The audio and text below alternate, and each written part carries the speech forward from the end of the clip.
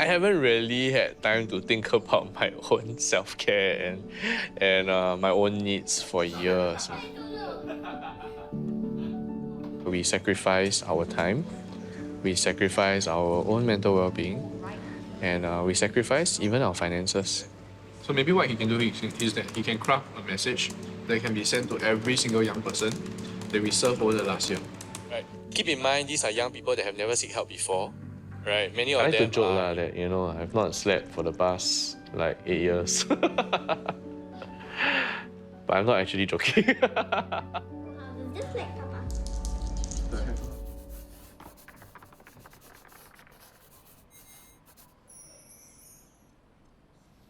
When we think about young people who are struggling with their mental well-being, we also recognize that number one, not many of them are able to recognize that they are actually not okay. Hi, I'm Asher. I'm the founder and executive director of a local nonprofit called Limitless that works with young people aged 12 to 25. And what we do is we focus on providing accessible services for young people who might be struggling with their mental health. At Limitless, one of the core beliefs that we have is that we want to be where the young people are. We realized very early on was that when we asked them to come and see us at the center or at the school's counseling room, they don't come, they don't turn up for it. It was much better to meet them at McDonald's, to meet them at cafes, meet them at void decks, and do the counseling sessions there. So for many years, I spent a lot of time doing sessions at McDonald's because it just felt safe to them. For them, safety is the fact that I can actually stand up and go home and leave, right? When I feel like the conversation is getting too difficult for me. It's not easy for young people to get the help that they need to get. There are many barriers in place. Cost is a barrier. Confidentiality is a large one. I think trust is a very, very big barrier as well. All it takes is for one young person in a secondary school class to say, wow, I went to this counselor and the counselor went to go and tell my parents. That's it, you have 40 young people, right, that will never trust a counselor. I think what we're trying to do is we're trying to bridge that gap. The people on my team, they are what keeps the organization going to help the young people that we serve. The late nights, the emotional strain that they often carry, giving up their own time with their family. Because they believe in the work that we do, it's important that we take care of them. Whether it be through paying them sufficiently, taking care of their mental well-being, ensuring that, I'm on call for them whenever they need. We want to take care of people so that they can take care of people.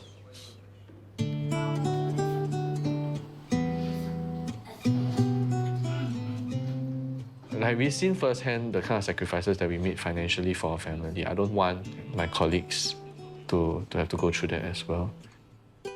When we started Limitless, Jo became pregnant very quickly after, 2017. Right? Yeah. After our son was born, I think it became even more real for me. I remember there was this pair of socks. Baby booties. Yeah. And I really wanted to buy them for my son. But it was just $12 or something like that.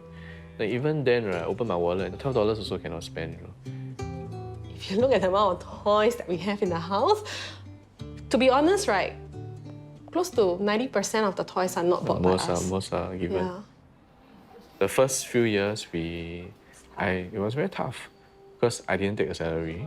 When you see the money in your bank start to diminish, it's a very real feeling, We relied largely on her salary, and I was working something like 3 jobs. So we'll have Limitless in the day. I'll do outreach programs in schools, and at night I will go and teach Krav Maga. I mean, you just try, imagine you're trying to pick it up. While he tried to bring in the money, it also meant that we are going to sacrifice on time together.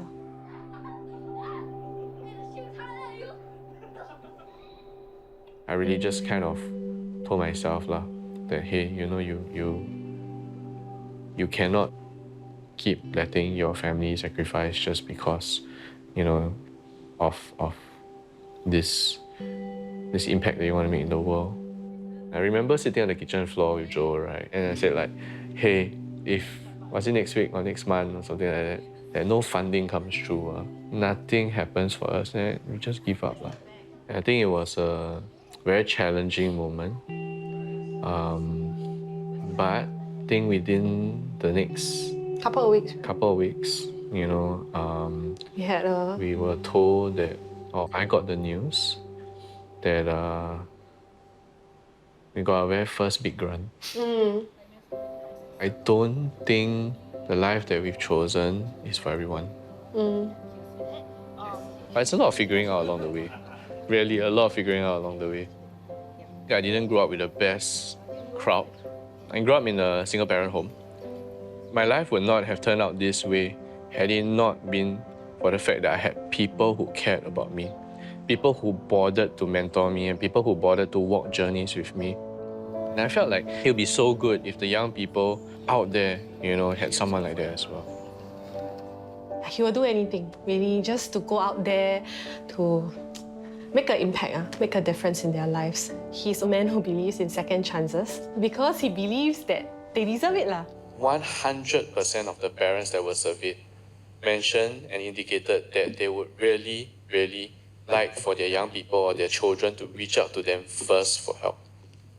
Now, this highlights the need for parents to reach out to their children and also normalize talking about mental health issues as a family.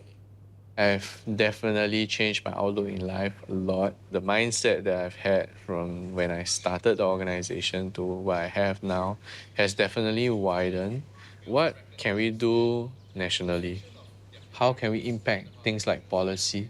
I never thought I would ever say, but I've definitely grown in terms of how thick my skin is because I need to ask for money.